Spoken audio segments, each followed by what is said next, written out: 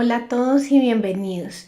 En esta presentación hablaremos de los potenciales evocados auditivos de estado estable, en sus siglas ASSR, que con el eclipse producen mediciones rápidas y precisas del umbral en pacientes pediátricos. Iniciaremos con la teoría e investigación.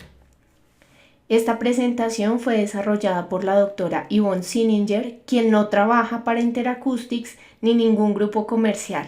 Ella no recibe ningún pago por la venta de equipos y el estudio que se citará más adelante fue financiado por la Fundación Oticon. Interacoustics le ha pagado a ella para dar seminarios y presentaciones, por lo que no declara conflicto de interés.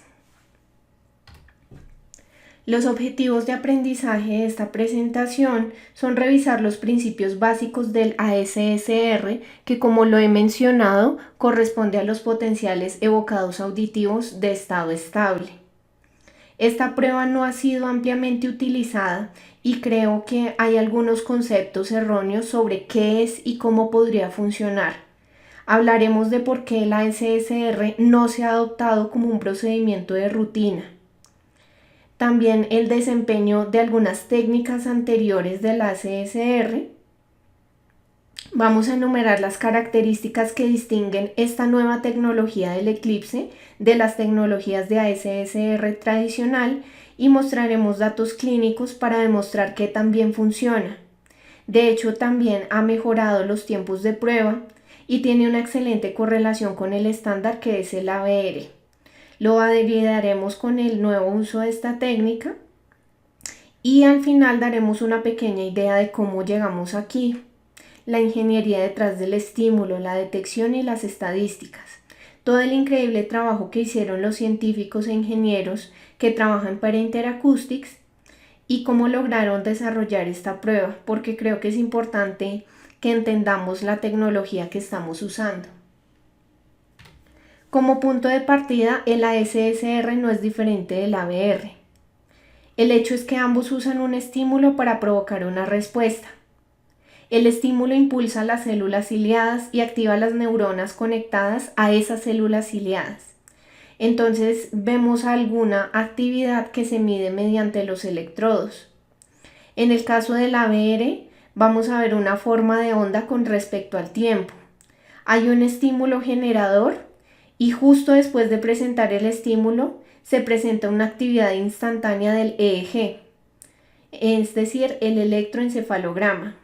Esto genera una forma de onda con respecto al tiempo que se suma, se promedia y al final la respuesta debe coincidir con una plantilla, es decir, con la preconcepción de lo que tenemos que debe ser una curva de ABR.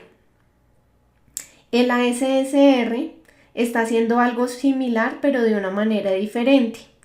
Lo que hace el ASSR es tomar un estímulo, supongamos 1000 Hz, luego modula ese estímulo para que se encienda y se apague en una frecuencia conocida. La frecuencia que se usa en aplicaciones pediátricas alrededor es de 80 o 90 Hz. Por lo que la detección de la respuesta simplemente mira el espectro de la actividad electroencefalográfica en ese espectro y nos dice si esas neuronas a 100 Hz están siendo, de 1000 Hz, perdón, están siendo estimuladas. Entonces vamos a ver la actividad de la frecuencia de modulación, es decir, 90 Hz, y vamos a ver una amplitud diferente en un punto específico de la actividad neuronal en curso y ese punto se llama el FFT. Él será representado como un pico en la actividad de la frecuencia de modulación. También vamos a ver algunas relaciones de fase de esa actividad para ver si hay una relación de fase con el estímulo. Así que sinceramente esta es una técnica muy inteligente que tiene muchas opciones potenciales que la hacen atractiva como una técnica clínica. Vamos a iniciar por ver los estímulos tradicionales de ASSR. Vamos a ver 4 recuadros A, B, C y D. Iniciando por el A, vamos a ver una frecuencia modulada en amplitud. Tenemos un tono de 4000 Hz y la frecuencia de modulación va a ser 100 hercios. Entonces, vemos que al modular esta frecuencia a 100 hercios vamos a buscar la actividad de 100 hercios para detectar esa respuesta. La dificultad con este estímulo estándar de amplitud modulada es cuando miramos aquí, en el dominio de la frecuencia. Veremos que es un espectro bastante estrecho y el hecho de que el espectro sea tan estrecho nos genera una dificultad para conducir suficientes neuronas.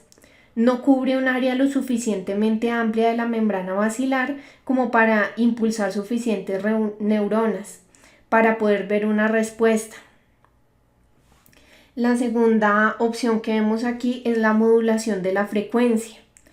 De nuevo contamos con un estímulo de 4000 Hz a una modulación de 100 Hz. En este caso lo que va a hacer el estímulo es variar de 4100 a 3900 Hz. Aquí hay un cambio en el espectro del estímulo.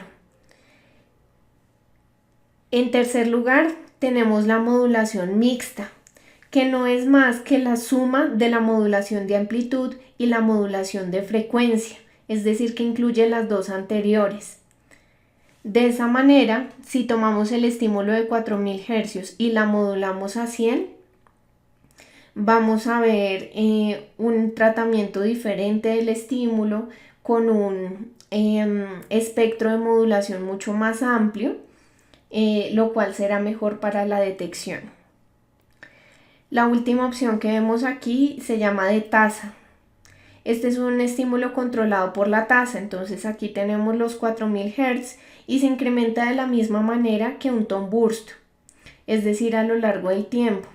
Y se va a presentar cada 12 milisegundos, lo que da la modulación de 82. Luego vemos que se obtiene un espectro mucho más razonable, que es lo suficientemente amplio como para poder ver una respuesta y sin embargo es lo suficientemente estrecho como para ser bastante específico en frecuencia. Estos son los tipos de estímulos que se han utilizado. Cuando se habla de comparar los estímulos tradicionales con los estímulos del eclipse, principalmente podemos hablar del de modulación mixta y el de tasa. Ahora, ¿cómo se detecta la respuesta? Esto es muy parecido a una emisión otoacústica producto de distorsión. Entonces aquí vemos la FFT y la actividad en curso, es decir, el EEG. Entonces vamos a tener unas promediaciones de la misma manera que lo hacemos con el ABR. Entonces vemos que hay dos estímulos, uno de ellos está siendo modulado a 85 y el otro a 95 Hz. Cuando miramos el promedio espectral, la detección está buscando un pico en 85 y en 95 Hz. Los criterios estadísticos nos dicen que estamos buscando cuando estadísticamente la respuesta sea más grande que el área circundante.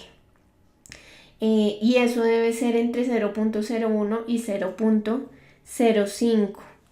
Entonces, aquí en el sujeto A vemos que la detección está mejor después de los 8 milisegundos, pero es incluso mejor a los 16 segundos. Mientras que en el sujeto B, en 16 segundos no hay nada, pero la respuesta está más bien aquí hacia los 48 segundos y después. Entonces, así es como se utiliza la detección por amplitud. A esto se le aplica una prueba F, por lo que la amplitud de la actividad en la frecuencia de modulación se compara con la actividad de fondo y si resalta dentro de la prueba, entonces tenemos una respuesta. Es como una suerte de relación señal-ruido.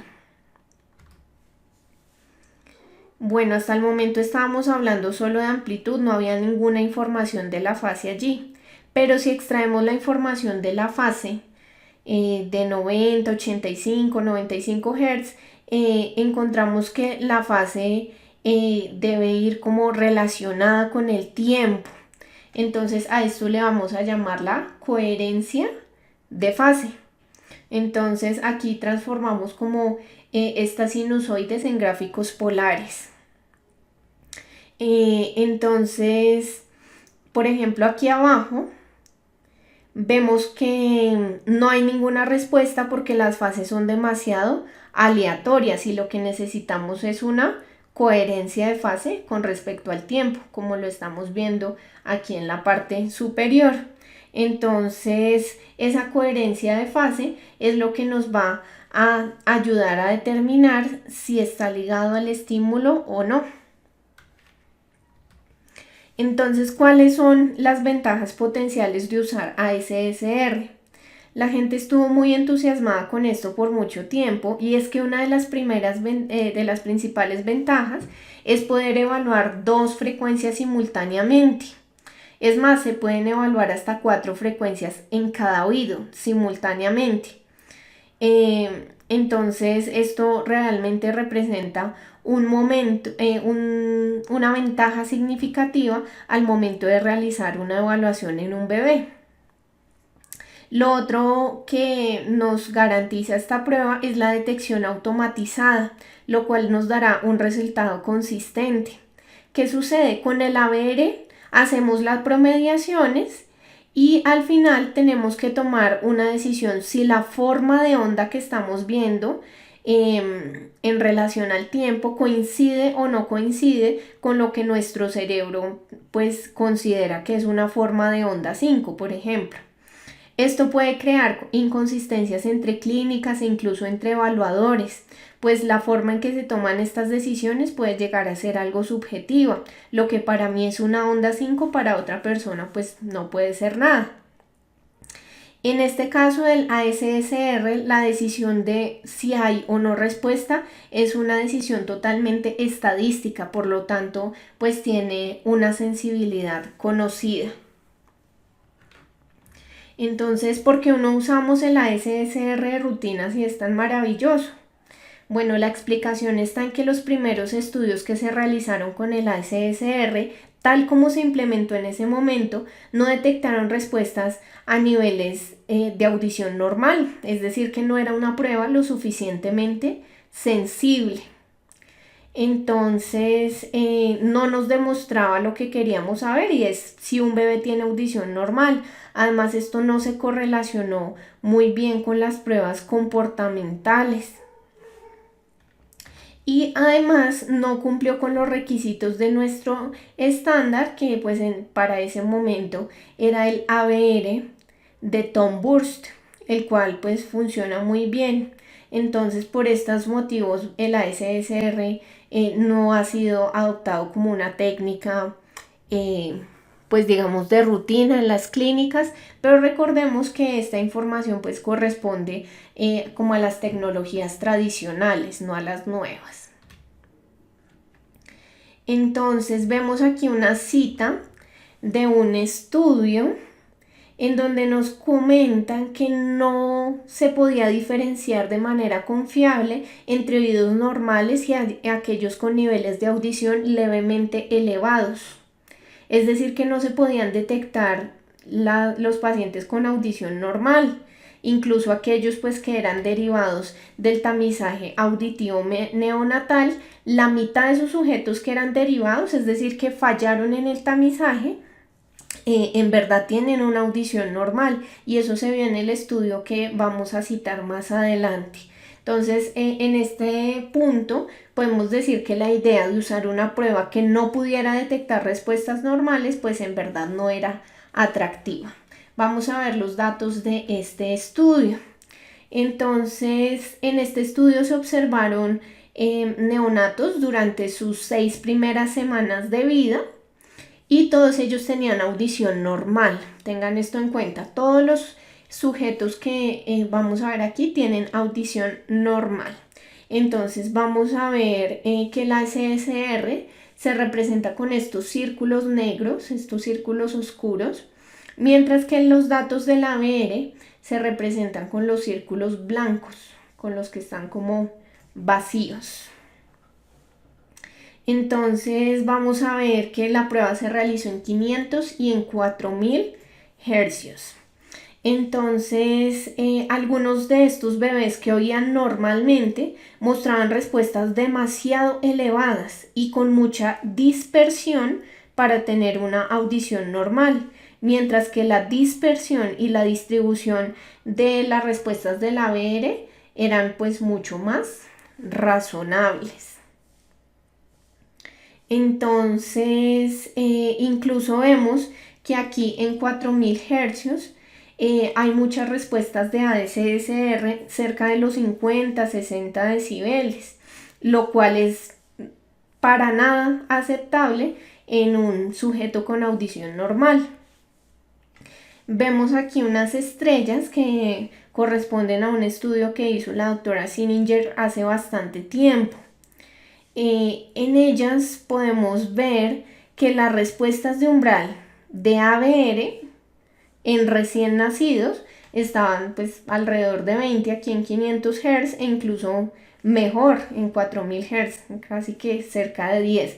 Entonces pues obtener respuestas de 50-60 en sujetos con audición normal pues realmente no era algo aceptable.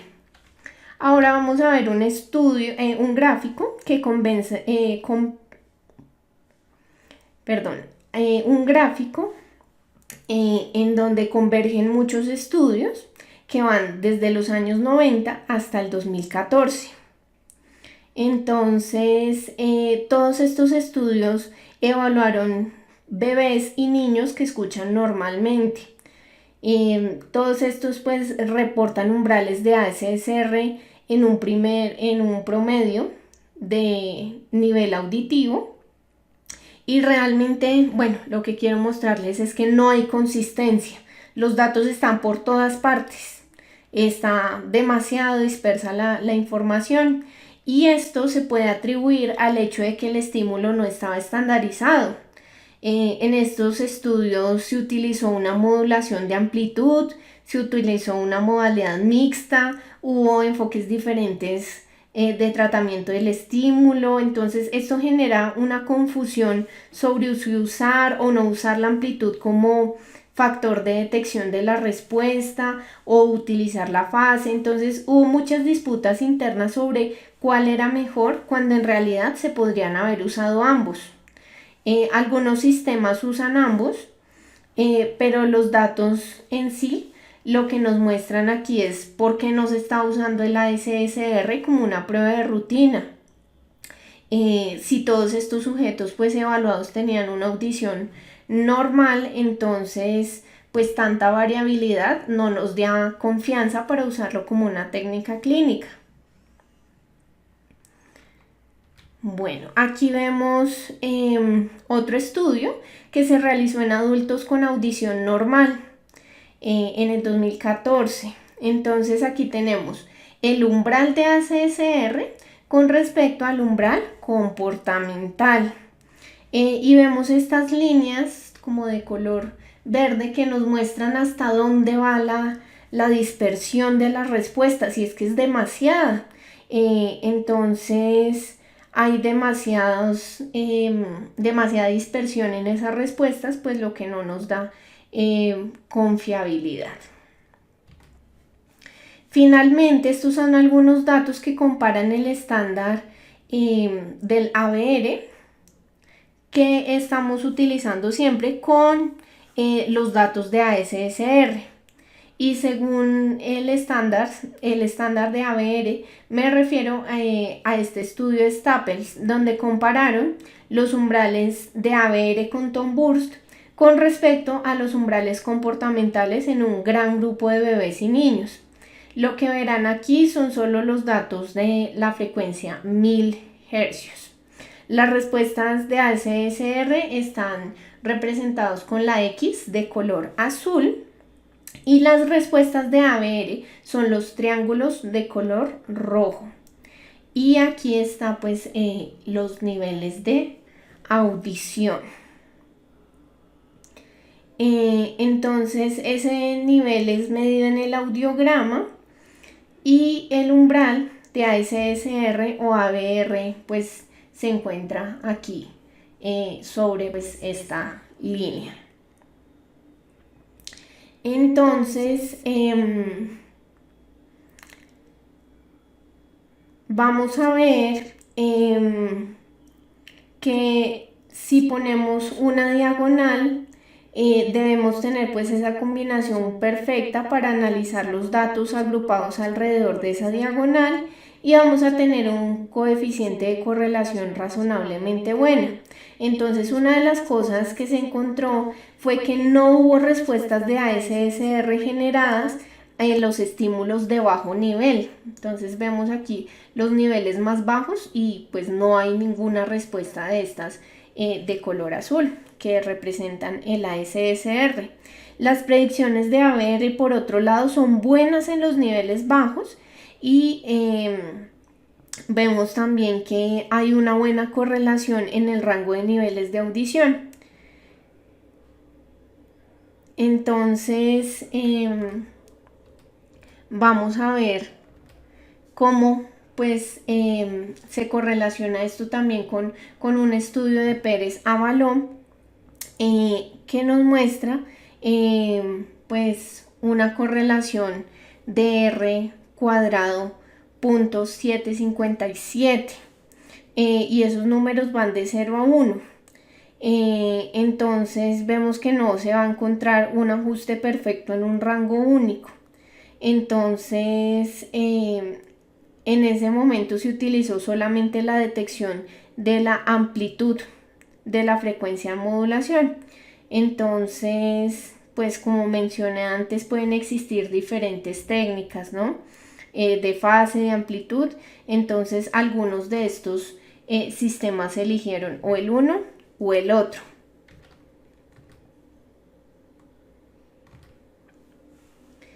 Bueno, entonces, ¿qué se necesita tener? ¿Qué elementos de rendimiento debería mostrar el ASSR para ser aceptable?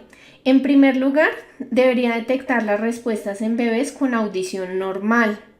Debe producir estimaciones de los umbrales auditivos en todos los pacientes con pérdida auditiva y debe poder predecir audiogramas de 4 frecuencias en cada oído durante una sesión de sueño natural, lo cual corresponde pues a 45 minutos. Entonces siempre pues sabemos que el tiempo es un factor bastante importante en estas evaluaciones. Entonces sería bastante favorable poder evaluar los bebés durante su primera sesión cuando aún son lo suficientemente jóvenes para tener pues un sueño natural en este rango de tiempo. Entonces pues el proceso sería mucho más rápido. Cualquier técnica de predicción de audiometría conductual o electrofisiológica que usemos debe poder realizarse en una amplia gama de sujetos en menos de 45 minutos. Entonces ahora hablaremos puntualmente del ASSR de Eclipse. Entonces este sistema nos promete que tiene mejores estímulos e incorpora el CIE-Chirp, que sabemos que produce una respuesta de amplitud más grande que el tono burst estándar o el tono de amplitud modulada. Este sistema también tiene una detección mejorada de la respuesta, por lo que no solo está mirando el primer armónico, sino hasta los 12 armónicos de la frecuencia de modulación. También tiene un análisis estadístico mejorado y pues la logística de cómo funciona el programa ha mejorado la velocidad de las evaluaciones. Todas estas cosas deberían proporcionar predicciones de umbral más rápidas en todos los niveles de audición. Entonces la pregunta que nos queda es, ¿todo esto funciona?